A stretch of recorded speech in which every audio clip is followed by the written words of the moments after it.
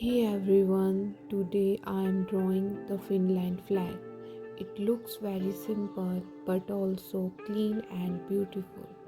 Let's start. First draw a rectangle.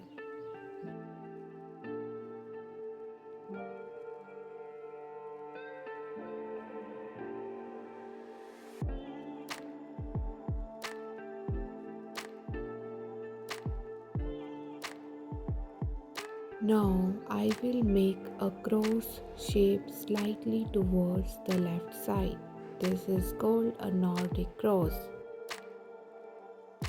Now I will color the cross blue and the background will remain white.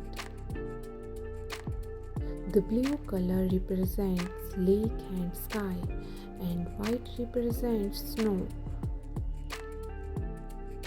I am carefully filling the colors to keep it neat and clean. Do you like simple flag like this? A clean and beautiful Finland flag.